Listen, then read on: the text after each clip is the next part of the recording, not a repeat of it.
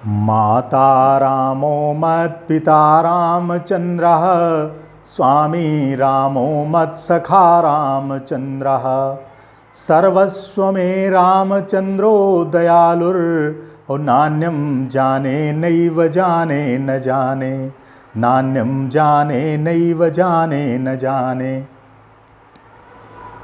मर्यादा पुरुषोत्तम भगवान श्री राम के श्री चरणों में सादर वंदन करते हुए आप सभी को मेरा बहुत बहुत प्रणाम, बहुत बहुत नमस्कार।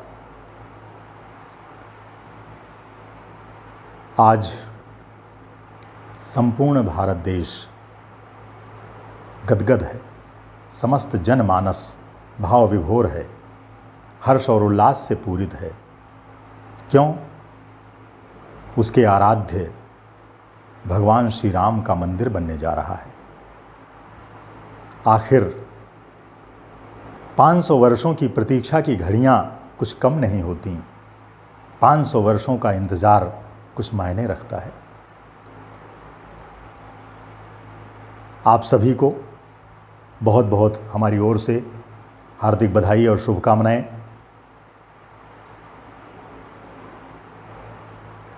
वैसे देखा जाए तो राम किसी एक पंथ के, मजहब के, जाति वर्ग के नहीं हैं।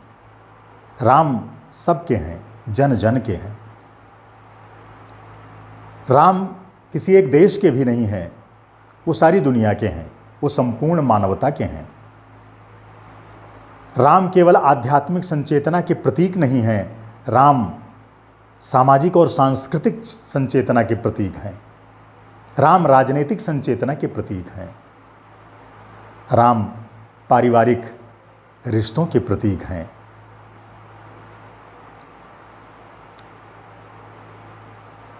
महर्षि वाल्मीकि ने अपने आदि काव्य में राम को परिभाषित करते हुए लिखा है, रामो विग्रहवान धर्मः। राम साक्षात शरीरधारी धर्म है। राम केवल सामान्य मनुष्य नहीं हैं, शरीरधारी साक्षात धर्म हैं। राम जब चलते हैं तो लगता है धर्म चल रहा है। राम जब अपनी वाणी से कुछ बोलते हैं तो लगता है धर्म बोल रहा है। राम जब कुछ करते हैं तो लगता है धर्म आचरण हो रहा है। राम जब राज्य गद्दी पर बैठते हैं तो लगता है धर्मराज गद्दी पर बैठा हुआ है। जब राज्य संचालन करते हैं लगता है धर्म राज्य संचालन कर रहा है। साक्षात धर्म है।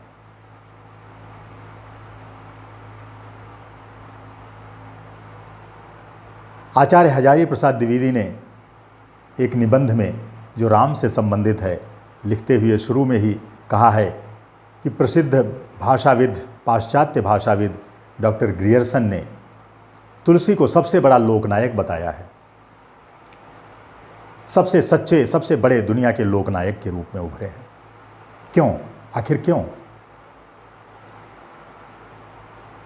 उन्होंने जिस पात्र का चयन किया है वो कौन है? वो राम हैं, जो लोकोत्तर हैं, देश काल सबसे बढ़कर हैं, समस्त लोकों से बढ़कर हैं, लोकोत्तर महापुरुष हैं। उनका चयन किया है। जो महानायकों के महानायक हैं तो तुलसी कैसे महानायक नहीं होंगे? ऐसे आराध्य राम, भारत के आध्यात्मिक, सांस्कृतिक, सामाजिक संचेतना के प्रतीक राम, जिनका हर आचरण कुछ न कुछ हमें संदेश देता है और प्रेरित करता है कुछ करने के लिए। वास्तव में राम का मंदिर बनेगा, पूजा होगी, लेकिन राम की पूजा तब तक अधूरी है, तब तक सार्थक नहीं है पूरी तौर से, जब तक राम का चरित्र हमारे सबके जीवन में आचरित न हो जाए, प्रतिफलित न हो जाए। जिस दिन राम का चरित्र हमारे अंदर प्रतिफलित हो जाएगा उस दिन राम की पूजा सफल हो जाएगी।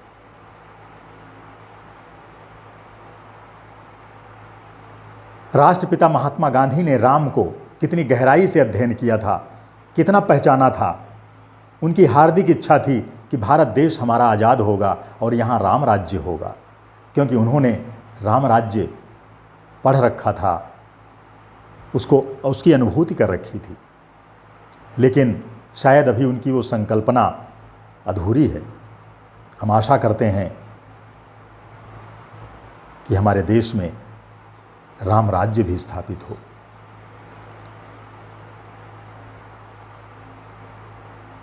राम जब पैदा हुए तो ठुमुक चलत रामचंद्र बाजत पैंजनिया।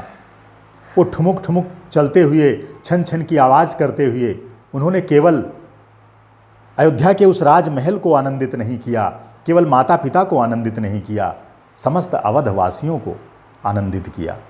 जिसने भी देखा, जिसने भी सुना, सब आनंदित हुए, सबके मन को मोह लिया। और राम का अगर नाम ही देखा जाए तो कितना यथा नाम तथा गुण। राम का अर्थ ही होता है सुहावना, सुंदर, मनोरम, अभिराम, आनंददायक, आह्लादक। और वास्तव में राम का चरित्र सबको आह्लादित करने वाला है, सबको आनंदित करने वाला है, सबको सुंदर लगने वाला है।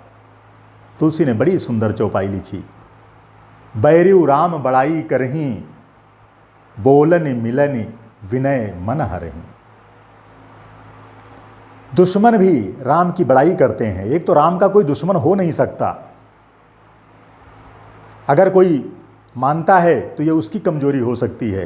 राम का कोई दुश्मन है नहीं, लेकिन फिर भी अगर कोई है तो वो भी राम की प्रशंसा करता मिलेगा। कोई उनकी निंदा तो कर ही नहीं सकता। बोलनि मिलनि विनय मन हरहीं, क्योंकि उनका बोलना, उनका मिलना, उनकी विनम्रता सब कुछ मन को हर लेती है। कैसे हम उनकी निंदा करेंगे? ऐसे थे राम, ऐसा था राम का चरित्र, ऐसा था राम का व्यक्तित्व।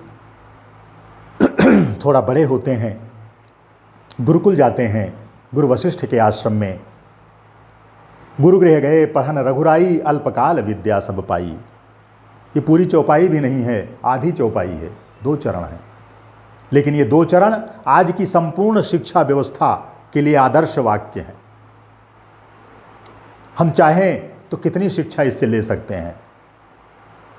शिक्षा हमेशा गुरु के सानिध्य में, गुरु के आश्रम में ही होती है, गुरु की शरण में होती है, गुरु भक्ति से होती है। तद विद्धि प्रणिपातेन परिप्रश्नेन सेवया, उपदेक्षन्ति ते ज्ञानम ज्ञानिनस् तत्वदर्शिना, गीता में कहा गया है। जब शिष्य गुरु आश्रम में जाकर के गुरु के शरणागत होकर उनके सानिध्य में अध्ययन करता है, तभी विद्या प्राप्त कर पाता है। आज भले ही गुरुकुल प्रणाली नहीं है, विद्यालयी प्रणाली है, विद्यालयी शिक्षा व्यवस्था है, लेकिन नियम वही लागू होता है। यहाँ भी जो सब प्रपंचों से दूर रहकर शिष्य गुरु के सानिध्य में विद्या अध्ययन करता है, वही सफल होता है। और अल्पकाल विद्या सब पाई, थोड़े ही समय में उन्होंने सारी विद्याएं प्राप्त कर ली हैं। गुरु वही है जो शिष्य को कम समय में अधिक शिक्षा, अधिक से अधिक शिक्षा प्रदान करे, और शिष्य वही है जो कम समय में गुरु के शरणागत हो, अधिक से अधिक ज्ञान प्राप्त कर ले। तब वो शिष्य की विशेषता है। ये इससे द्योतित हो रहा है, प्रकट हो रहा है। तो सर्वांगीण शिक्षा का जो आज जिस संकल्पना है, वो इस चौपाई में मिलती है। सारी विद्याओं को उन्होंने प्राप्त किया, चाहे वो पराविद्या हो, चाहे अपराविद्या हो, चाहे आध्यात्मिक हो, चाहे लौकिक हो, चाहे संगीत हो, चाहे कला हो, चाहे धनुर्वेद की शिक्षा हो। और राम के जीवन में वो तुरंत प्रतिफलित भी हो, सिद्ध भी होने लगती हैं। अभी गुरु आश्रम से आ ही पाए थे, विश्वामित्र आ गए। महाराज दशरथ, मुझे राम और लक्ष्मण चाहिए। दशरथ अभी पुत्र को जी भर के निहार भी नहीं पाए थे, देख भी नहीं पाए थे, नहीं इच्छा हो रही थी देने की। लेकिन गुरु वशिष्ठ जानते हैं, गुरु तो गुरु है, वो तो त्रिकालदर्शी है। उसे पता था कि ये विश्वामित्र राम लक्ष्मण को लेने नहीं आए हैं, ये राम लक्ष्मण के जीवन को बदलने के लिए आए हैं। और उन्होंने सहर्ष, गुरु वशिष्ठ ने आज्ञा दे दी और गए। उन्होंने उनके यज्ञ आदि अनुष्ठान की रक्षा तो की ही, ताड़का, सुबाहु, मारीच इत्यादि राक्षसों से धनुर्वेद की शिक्षा जो अभी अभी सीख करके आए थे महर्षि वशिष्ठ से, वो भी वहाँ पर उसकी सिद्धि भी हो गई। और महर्षि विश्वामित्र ने भी जब देखा कि पात्र योग्य है तो उन्होंने और तमाम सारी शिक्षाएं, तमाम सारी धनुर्वेद की शिक्षाएं, अस्त्र शस्त्रों की शिक्षाएं उन्हें प्रदान कर दी। क्यों? क्रिया ही वस्तु उपहिता प्रसीदति। रघुवंश में महाकवि कालिदास ने लिखा है कि क्रिया वास्तव में वहीं फलित होती है उपयुक्त पात्र में। जब पात्र उपयुक्त होता है, क्रिया ही वस्तु उपहिता प्रसीदति। तो उन्होंने, विश्वामित्र ने जान लिया कि राम और लक्ष्मण ये उपयुक्त पात्र हैं। वो तो पहले से ही जानते थे, त्रिकालदर्शी थे, लेकिन अब तो उन्होंने और जांच परख लिया, उन्होंने और तमाम सारी शिक्षाएं प्रदान कर दी। आगे चलते हैं, एक और मौका अवसर प्रदान करते हैं गुरु। बियाबान जंगल था जहां पर पशु पक्षी भी नहीं थे, वीरान पड़ा हुआ था एक तपोवन। कहते हैं, हे राम, इस शिला को स्पर्श करो। ये कब से जड़ बनी हुई एक नारी पड़ी हुई है, इसका तुम उद्धार करो। आज इसी की तो आवश्यकता है। आज कितनी सामाजिकता का शिकार बनी हुई जड़ नारियां हमारे इस समाज में पड़ी हुई हैं। आज उनके उद्धार की आवश्यकता है। और कम से कम इससे हमें शिक्षा लेनी चाहिए कि कम से कम हम नारी का सम्मान करें, नारी की मर्यादा की रक्षा करें। आज जो नारी के प्रति अत्याचार और जुल्म इस देश में हो रहे हैं, हमें राम के चरित्र से ये शिक्षा लेनी चाहिए। परसत पद पावन शोक न सावन, प्रगट भई तप पुंज सही, देखत रघुनायक जन सुखदायक, सन्मुख होइकर जोरी रही। राम के एक स्पर्श मात्र से नारी के रूप में, मूर्त रूप में वो खड़ी हो गई। आपने हम पर बहुत कृपा की है जो हमारा उद्धार किया।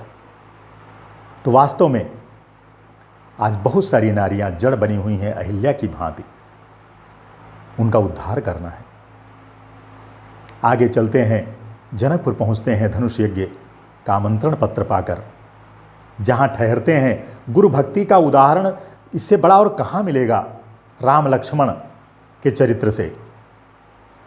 जहां पर ठहरते हैं तो मुनिबर शयन जाए, शयन कीन तब जाई, और लगे चरण चापन दो भाई।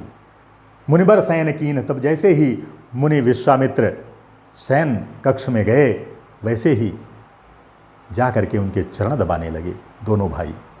बार बार मुनि आज्ञा दीन्ही, रघुबर जाए शयन तब कीन्ही। जब बार बार विश्वामित्र कहते हैं कि बेटा अब बहुत देर हो गई है, अब जाओ अब जाओ, तब राम और लक्ष्मण जाते हैं। इससे बड़ा और क्या कहाँ उदाहरण मिलेगा। राज दरबार सजा हुआ है, बड़े बड़े दूर से राजा आए हुए हैं। धनुष तोड़ना तो दूर रहा, तिल भर उसको उठाना तो दूर रहा, तिल भर उसको इधर से उधर नहीं कर सके, हिला नहीं सके। राजा जनक परेशान हो जाते हैं, व्याकुल हो जाते हैं। वीर विहीन मही मैं जानी, ये कह उठते हैं। लगता है ये पृथ्वी वीरों से खाली हो गई है। लक्ष्मण इसे सुन करके क्रोधित हो जाते हैं।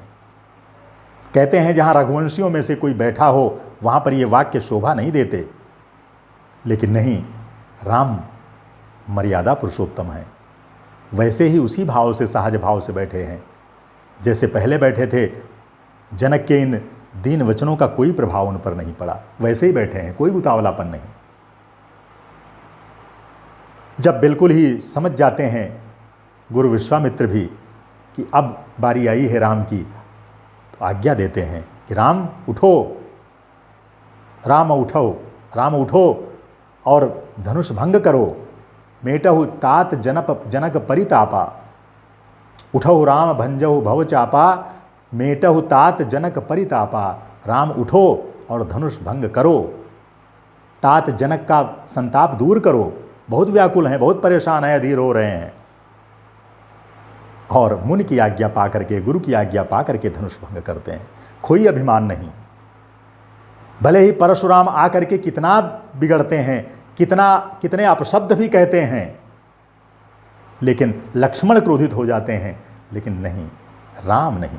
राम तो उसी भाव से और विनम्रतापूर्वक उनसे वचन बोलते हैं, विनम्र होकर के खड़े रहते हैं। नाथ शंभु धनु भंजनिहारा, होई ही क्यों एक दास तुम्हारा। आपका कोई दास ही होगा जिसने इस धनुष को तोड़ा होगा। बताइए इससे अधिक विनम्रता और कहाँ हो सकती है। बैरी उराम बड़ाई करहीं, बोलन मिलय विनय मन हरहीं। चरितार्थ करते हैं एक एक शब्द को इसके। यहाँ से पहुँचते हैं विवाह करके। अभी अयोध्या में पहुँचे ज़्यादा समय भी नहीं हुआ था। राजा दशरथ सोचते हैं अब समय आ गया है जब मैं इन राज्य कार्यों से विमुक्त हो जाऊं, वानप्रस्थ आश्रम का आश्रय लूं, राम को राजगद्दी पर बैठाऊं। गुरु वशिष्ठ से सलाह मशविरा करते हैं और गुरु वशिष्ठ कहते हैं अरे इसमें तो विलंब करने की आवश्यकता नहीं है। सुदिन सुमंगल होई जब तबहि जब राम हों ही जुबराज। अरे जिस दिन राम राजगद्दी पर बैठेंगे उसी दिन तो शुभ दिन होगा, वही तो शुभ घड़ी होगी, वही तो शुभ पल होगा, वही तो सुमंगल होगा। तो इसमें आप विलंब मत करिए और शीघ्र राम को राजभार दीजिए। अभी जब राम मंदिर के लिए तिथि मुहूर्त की बात हो रही थी तो कई तरफ से शब्द आ रहे थे कि मुहूर्त ठीक नहीं है, कोई मुहूर्त दूसरा होना चाहिए। राम का चरित्र, राम के चरित्र के लिए, राम के मंदिर के लिए या राम के किसी चरित्र का अनुपालन के लिए शुभ मुहूर्त की आवश्यकता है? अरे कल नहीं आज ही करो, आज नहीं अभी करो, कोई आवश्यकता ही नहीं है। राम के चरित्र का पालन, उनके आचरण का पालन जब से हम शुरू कर दें, जितनी जल्दी शुरू कर दें, उसके लिए पूछने की आवश्यकता है। अरे कोई गलत काम हो उसके लिए पूछा जाए, अशुभ काम के लिए तो पूछिए, लेकिन शुभ काम के लिए तो पूछने की कोई आवश्यकता ही नहीं है। फिर राम के लिए गुरु वशिष्ठ स्पष्ट कहते हैं सुदिन सुमंगल तबहि जब राम हों ही युवराज। जब युवराज पद पर आसीन हो जाएंगे राम, वही सुदिन होगा, वही सुमंगल होगा। और यहीं से शुरुआत होती है राम के चरित्र के उत्कर्ष की। प्रसिद्ध निबंधकार डॉक्टर रामेश्वर दयाल अग्रवाल ने रामायण की चर्चा करते हुए लिखा है उन्होंने कि जिस तरह से संस्कृत में अभिज्ञान शाकुंतलम के लिए कहा जाता है, काव्येषु नाटकम रम्यम तत्र रम्या शकुंतला तत्रापि चतुर्थो अंकः तत्र श्लोक चतुष्टयम। काव्य में नाटक सबसे सुंदर है, नाटकों में भी अभिज्ञान शाकुंतलम, शाकुंतलम में भी चौथा अंक और चौथे अंक में भी वो 4 श्लोक बहुत सुंदर हैं, एक से बढ़कर एक। तो उन्होंने कहा है, स्पष्ट रूप से कहा है कि काव्यों में तो रामायण श्रेष्ठ है, लेकिन रामायण में भी रामचरितमानस तुलसीकृत वो सर्वश्रेष्ठ है, और तुलसीकृत रामचरितमानस में भी अयोध्या कांड श्रेष्ठ है, और अयोध्या कांड में भी जो अयोध्या कांड का उत्तरार्ध है वो सबसे श्रेष्ठ है। क्यों? अयोध्या कांड में उत्तरार्ध में ऐसा क्या है? अरे वहीं तो परिणति है, चरमोत्कर्ष है। किसका? राम भरत का मिलन वहीं है। और जो राज्य जिसके लिए थोड़े थोड़े इंच भर ज़मीन के लिए हम खून खराबा कर देते हैं, लड़ाई झगड़ा करते हैं, मारपीट करते हैं, कत्लेआम करते हैं, वही अवध का विशाल साम्राज्य वो फुटबॉल बना हुआ है। राम भरत की ओर उछालता है, भरत राम की ओर उछालते हैं। इससे बड़ा और उदाहरण क्या कहाँ मिल सकता है? तो वो चरमोत्कर्ष उसी अयोध्या कांड के उत्तरार्ध में दिखाई पड़ता है। राम नहीं लेना चाहते हैं राज्य किसी भी हालत में, लेकिन अंत में बड़े भाई की शपथ के आगे, उनके हठ के आगे, पिता के वचनों के आगे विनम्र हो जाते हैं, लेकिन फिर भी राज्य कार्य संभालते कहाँ हैं? राजगद्दी पर बैठकर नहीं। अयोध्या से बाहर नंदीग्राम में ऐसे ही कुश के आसन पर बैठ करके राज्य कार्य चलाते हैं। कितना बड़ा उदाहरण इतिहास में नहीं मिलेगा, दुनिया के इतिहास में नहीं मिलेगा जो उदाहरण प्रस्तुत हुआ है। तो इसलिए अयोध्या कांड का उत्तरार्ध सबसे श्रेष्ठ है। अभी राज्याभिषेक होने जा रहा था और अगले ही पल वनवास 14 वर्ष का वो भी, लेकिन कोई शिकन नहीं। तुलसी ने कितना सुंदर लिखा है, प्रसन्नताम यो या न गताभिषेकतः और तथा न ममले बनवास दुःखतः। प्रसन्नताम या न गताभिषेकतः और तथा न ममले बनवास दुःखतः। और मुखाम्बुज श्री रघुनंदनस्य मे और करोतु सा मंजुल मंगल प्रदा। अरे राम, जो राज्याभिषेक की खबर पाकर उनके चेहरे पर वही पुराना भाव, कोई प्रसन्नता नहीं, और अगले ही पल 14 वर्ष का वनवास की बात सुनकर वही भाव, कोई दुख नहीं, कोई क्लेश नहीं, रंच मात्र भी तथा न ममले वनवास दुःखता। प्रसन्नता या न गतो विषेकता। जो अभिषेक के समाचार से प्रसन्न नहीं हुए और जो वनवास के समाचार से जरा सी से भी उनके चेहरे की कांति म्लान नहीं हुई, ऐसे भगवान राम की जो शरीर की जो चेहरे की कांति है, मुखाम्बुजश्री, उनकी शोभा है, वो हमारा मंगल करे।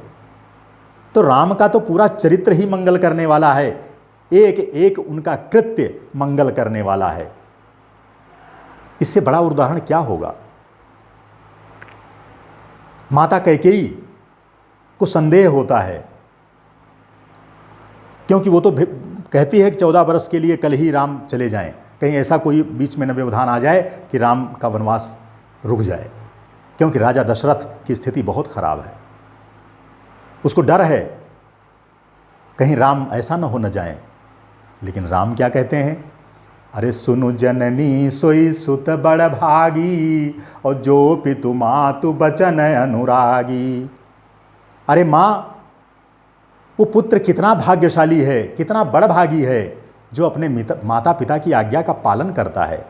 और भरत प्राण प्रिय पावहि राजू और विधि सब विधि मोहि सन्मुख आजू।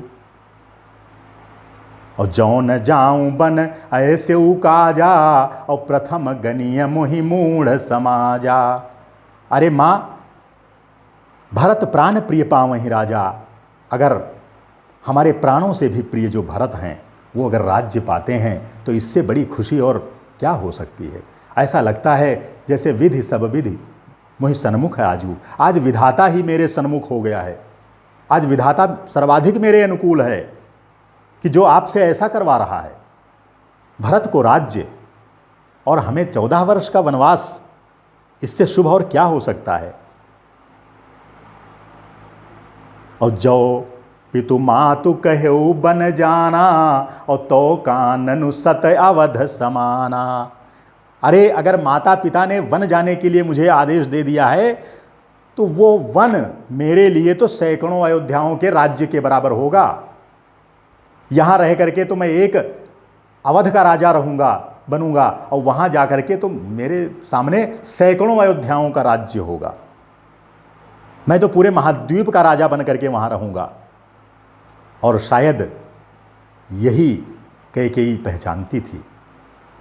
माँ वही सच्ची है जो अपने पुत्र के सामर्थ्य को, प्रतिभा को पहचानती हो, उसी के अनुसार उसको काम देना चाहिए। और वो कौशल्या भी नहीं जानती थी जो कैकेयी जानती थी। कैकेयी को पता था कि हमारा भरत केवल अयोध्या का राज्य संभाल सकता है, उसके अंदर वो सामर्थ्य नहीं है जो राम के अंदर सामर्थ्य है। इसीलिए उन्होंने राम को 14 वर्ष का वनवास दिया, क्योंकि उसे पता था कि आज आसुरी शक्तियाँ देश में प्रबल हैं। रावण जैसा राक्षस राज आतताई हिंसा फैला रहा है। तमाम ऋषि मुनि जन समुदाय पीड़ित है राक्षसों से।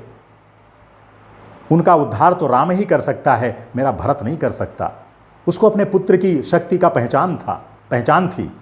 इसीलिए उसने जो वर मांगे बहुत ही सोच विचार करके मांगे। भले ही राजा दशरथ को अच्छे नहीं लगे, लेकिन बहुत सारे काम ऐसे होते हैं जो अच्छे नहीं लगते हैं, लेकिन उनका परिणाम बहुत अच्छा होता है। तो राम कहते हैं अगर ऐसे अवसर को पा करके कि भी मैं वन न जाऊं तो प्रथम गणीय मोहि मूढ़ समाजा, मुझे तो मूर्खों में सबसे बड़ा मूर्ख समझा जाए, मुझसे बड़ा मूर्ख और कौन होगा। सहर्ष चल देते हैं। लक्ष्मण को गुस्सा आता है, लक्ष्मण को क्रोध आता है। संस्कृत में प्रतिमा नाटकम में महाकवि भास ने बड़ा सुंदर लिखा, इसका चित्रण लिखा है। लक्ष्मण को गुस्सा आता है, वो कहते हैं मैं मां को मार दूंगा जिसने तुम्हें वनवास दे दिया है। राम कहते हैं अरे लक्ष्मण, भरतो वा भवेद राजा वयम वा ननु तत्समम यदि तेस्ति धनुः श्लाघा स राजा परिपाल्यताम। अरे लक्ष्मण शांत रहो, अगर तुम्हें धनुष पर बहुत घमंड है तो चाहे भरत राजा हो या मैं हूं, तुम्हारे लिए तो दोनों बराबर हैं। जो राजा हो उसकी रक्षा करना, उसके राज्य संचालन में मदद करना। इस धनुष बाणों की वहां बहुत आवश्यकता पड़ेगी। भरतो वा भवेद राजा वयम वा ननु तत्सपम समम, तुम्हारे लिए तो दोनों बराबर हैं। जैसे तुम्हारा मैं भाई वैसे ही भरत भाई हैं। तो अगर भरत राजा बन रहे हैं तो उनकी रक्षा करना, मदद करना।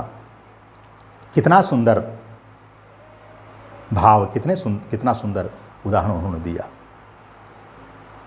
तो ऐसे थे राम। तो राम के जीवन का उत्कर्ष इसी से, यहीं से शुरू होता है। और वो वनवास के लिए बिना देर किए चल देते हैं।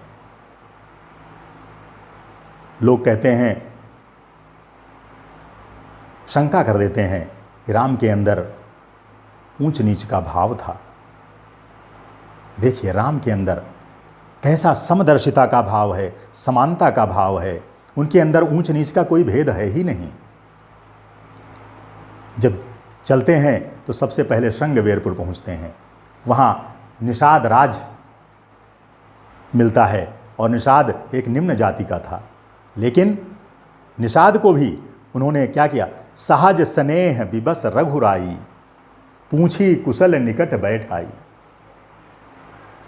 सहज स्नेह विबस रघुराई। राम उस निषाद के स्वाभाविक प्रेम के वश में हो गए। लगा ही नहीं लक्ष्मण में और उसमें कोई भेद ही नहीं लगा। जैसे लक्ष्मण उनके भाई थे उसी तरह से बंधुता से वो मिले, गले मिले और बुला करके अपने पास बैठाया। कहा मित्र बंधु कहो कैसे हो, सब ठीक तो है तुम्हारे यहाँ। और निषाद निश्चल प्रेम राम के प्रति जब सुना भाव विभोर हो गया। कहा आपके लिए क्या सहायता करूं मैं, कोई सहायता की आवश्यकता नहीं है, मैं यहीं पर लेटूंगा। लेकिन उससे सलाह लेते हैं, विमर्श करते हैं। गंगा पार करना है, केवट के पास पहुंचते हैं। केवट भी निम्न जाति का था, मल्लाह, लेकिन लगता ही नहीं है जैसे वो राजकुमार हैं और केवट मल्लाह। उनका वार्तालाप देखिए केवट का और उनका, लगता है जैसे हम उम्र हों, मित्र हों, बंधु हो जैसे। पद कमल धोई चढ़ाई नावनु नाथ उतराई चहों मोहि राम राउर आन दशरथ और शपथ सब साची कहों बरु तीर मारहि लखनु पे और जब लगिन पाय पखारी हों और तब लगिन तुलसीदास नाथ कृपाल पार उतारी हों। कितना वो ज्ञानी है, कहता है जब तक हे राम तुम्हारे चरण नहीं धो लूंगा तब तक अपनी नाव पर नहीं बैठाऊंगा। जासु नाम सुमिरत एक बारा उतरहि नर भव सिंधु अपारा। जिनका नाम लेने से तुलसी कहते हैं मनुष्य संसार सागर को पार कर जाते हैं, वो राम केवट का निहोरा।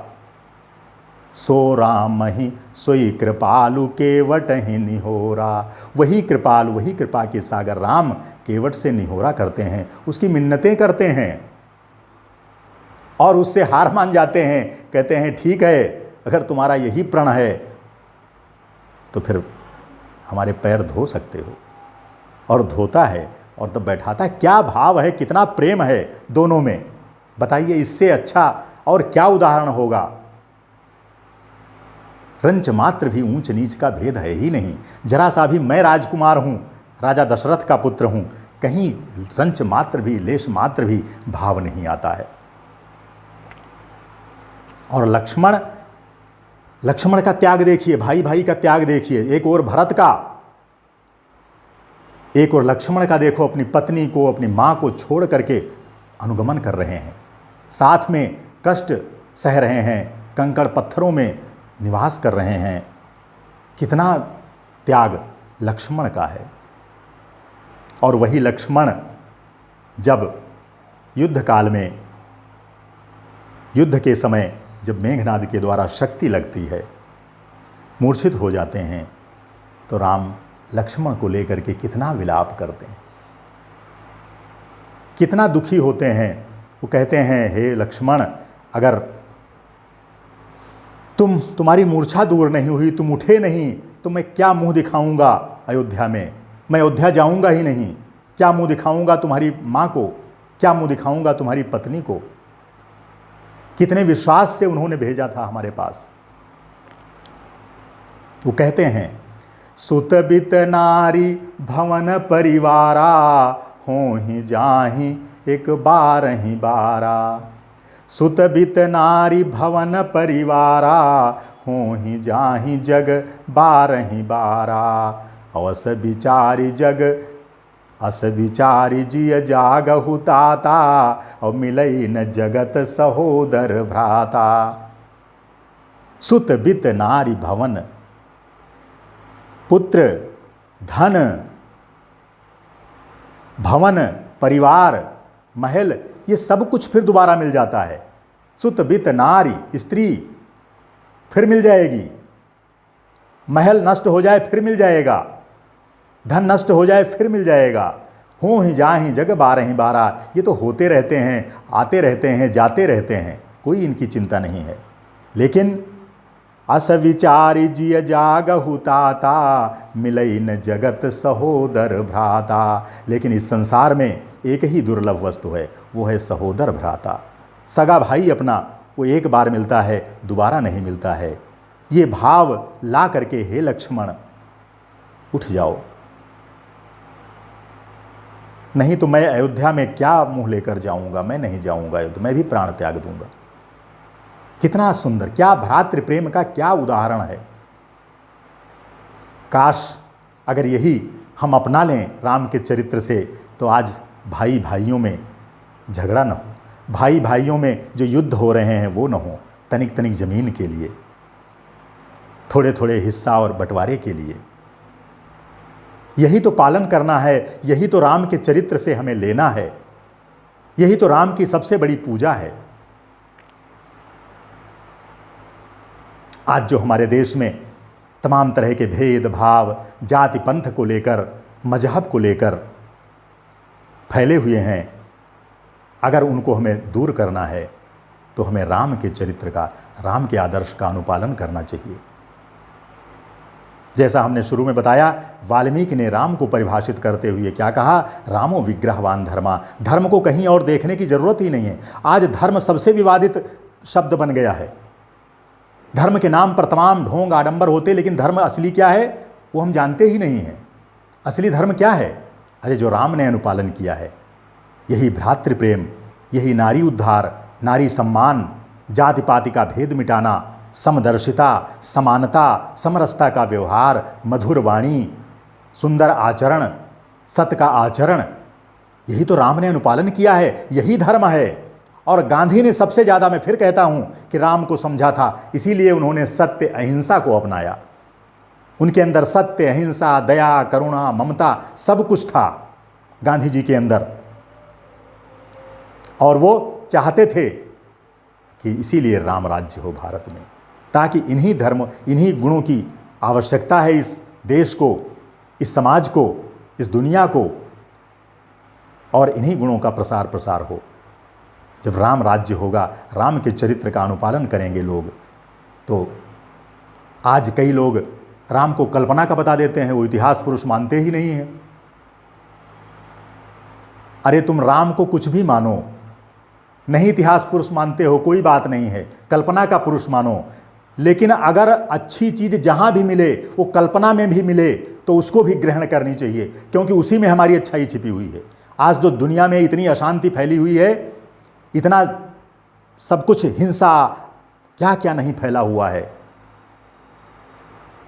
अगर इससे हमें मुक्त होना है तो हम राम को कल्पना ही मान लें कि कल्पना के ही थे, लेकिन हम उनके चरित्र का अनुपालन तो करने लगें। देखिए सब ठीक हो जाता है कि नहीं ठीक होता है। अवध, जो अवध वास्तव में उसका नाम अवध था, माने वहाँ किसी का वध नहीं, युद्ध इत्यादि नहीं होते थे, और राम ने अवध का अवध नाम चरितार्थ किया है अपने आचरण से। राम से भी उन्होंने युद्ध किया, नहीं चाहते थे, हमेशा उन्होंने अंत तक संधि का प्रयास किया। जब हठी रावण नहीं माना तब युद्ध हुआ है, नहीं तो युद्ध तो चाहते ही नहीं थे, वो तो उससे विनती करते थे। तो अगर इस दुनिया में शांति चाहिए तो हमें राम के चरित्र का पालन करना पड़ेगा, हमें राम को अपनाना पड़ेगा। न हम आराध्य अपनाएं, सामान्य मानव के रूप में अपनाएं, लेकिन उनके ये कार्यों को हमें अपने आचरण में लाना पड़ेगा। तभी वास्तव में राम की पूजा सार्थक है, और राम तभी हमारे वास्तव में जो है आराध्य हो सकेंगे। तो आज के लिए इतना ही।